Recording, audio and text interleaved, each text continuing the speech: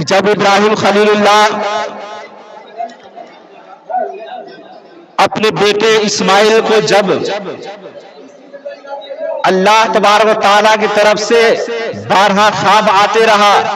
جب مسلسل تینوں بار خواب آتے رہے تو ابراہیم خلیل اللہ نے اللہ کی راہ میں ہر ایک چیز قربان کر دیے، یہاں تک کہ کئی ہزار اونٹ جانور کتنے قربان کیے، لیکن اللہ کو یہ بھی پسند نہیں آیا، یہ ابھی تک پسند نہیں۔ لیکن ابراہیم خلیل اللہ کو اللہ کی راضی کچھ اور تھی۔ جب ابراہیم خلیل اللہ نے اپنے بیٹے کو قربان کرنے کے لیے راضی ہوئے تو اللہ نے بہت خوش ہوئے، یعنی بتایا کہ تمہارے پاس سب سے عمدہ پسندیدہ جو تم سے دل سے لگاؤ جو ہے اسی کو قربانی کرو، اسی چیز کو قربانی کرو۔ تو ابراہیم خلیل اللہ سوچتے ہیں کہ آخر میرے بیٹے کے علاوہ کوئی چیز نہیں ہے، اس سے زیادہ میں کسی سے محبت نہیں کرتا ہوں۔ اور وہ بھی سمجھے بیٹا جس کے 70 سال کے بعد پیدا ہوا ہو، جس کی مقصد 70 سال کے بعد جس کا خوبصورت بیٹا پیدا ہو وہ بھلا خدا کی راہ میں قربان کرنے چلا ہے۔ اگر آج اولاد کو اگر قربان کرنا چاہتے تو یہی سوچتے کہ آج ہم بیٹے کو قربان کیوں کریں، آج تو اپنے مال و دولت کو خدا کی راہ میں قربان کرنے سے بھاگتے ہیں تو اپنے بیٹے کو کہاں سے قربان کر پائیں۔ ارے اس قربان جاؤ حضرت ابراہیم خلیل اللہ پہ جو 70 سال کے بعد بھی اپنے بیٹے کو جب پیدا ہوئے اسماعیل علیہ السلام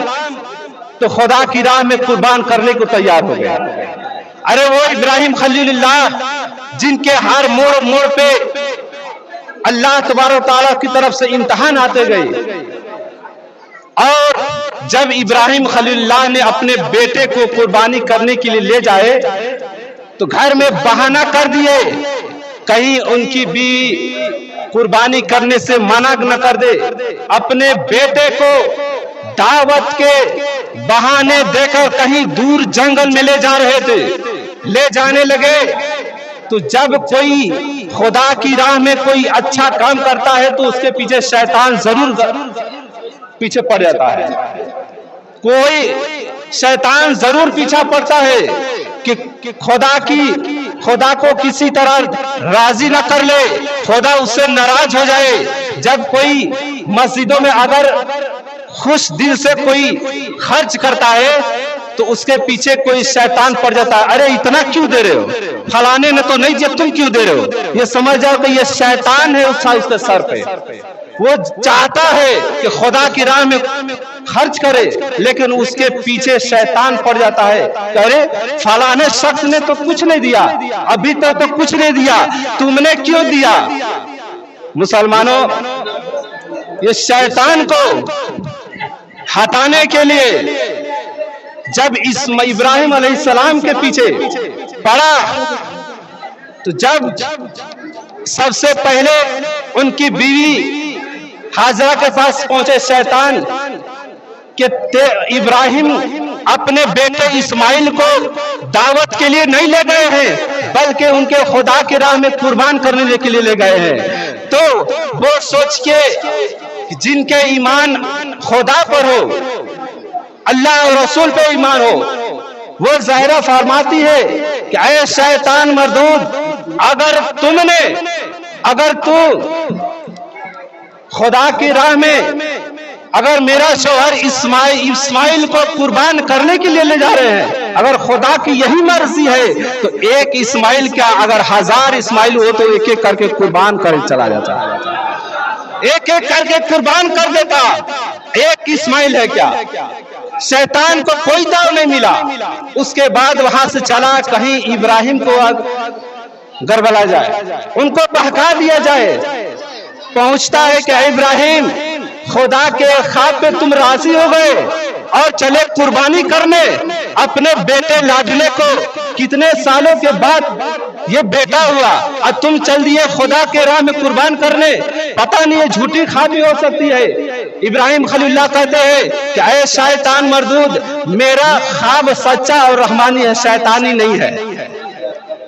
یہ شیطانی خواب نہیں، یہ رحمانی ہے، میرا خواب سچا ہو سکتا ہے، تو یہاں سے چلا جا، اپنے بیٹے کو خدا کی راہ میں قربان کرنے جا رہا۔ وہاں پہ اس کا کوئی داؤ نہیں چلا۔ جب شیطان نے سوچا کہ دونوں سے تو ہار گیا، شاید اسماعیل جس کا قربانی کرنے جا رہا میں اسی کو بہکا دوں تاکہ اس ہٹ جائے۔ اسماعیل کو بھی شیطان کہتا ہے اے اسماعیل تمہیں معلوم ہے کہ تمہارے ابو جان کہاں لے کے جا رہے ہیں؟ کہ نہیں، ہم کو معلوم یہی ہے کہ دعوت میں جا رہے ہیں، دعوت کے لیے جا رہے ہیں۔ شیطان کہتا کہ نہیں، تمہیں قربانی کرنے کے لیے لے جا رہے ہیں، خدا کی مرضی ہے کہ تمہیں خدا کے راہ میں قربان کر دیا جائے۔ تو وہ سوچتا ہے، اسماعیل کہتے ہیں کہ اے شیطان، اگر خدا کی یہی مرضی ہے تو خدا کی راہ میں ہم قربان ہونے کے لیے تیار ہوں، میرا باپ اگر قربانی کرنے کے لیے تیار ہے تو ہم قربان ہونے کے لیے تیار ہیں۔ تو حضرات،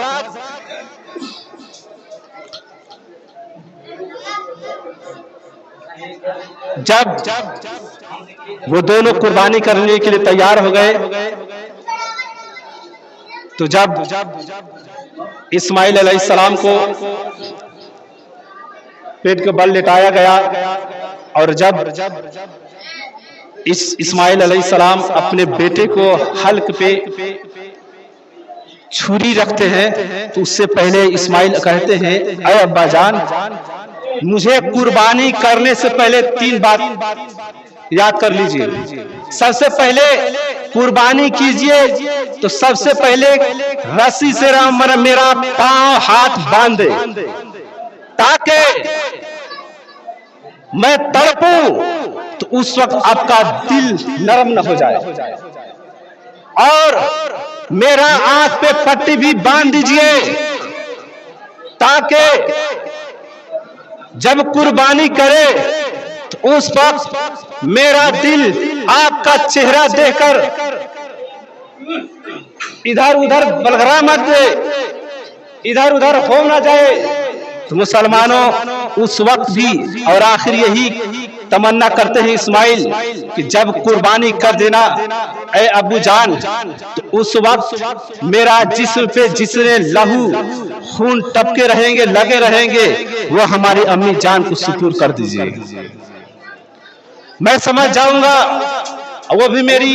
ماں سمجھ جائے گی کہ ہمارے بیٹا خدا کی راہ میں قربان کر رہا ہے۔ لیکن مسلمانوں، یہ خدا کو منظور وہ قربانی کے لیے نہیں، بلکہ جب قربانی کرنے کے لیے تلوار لائے گئے،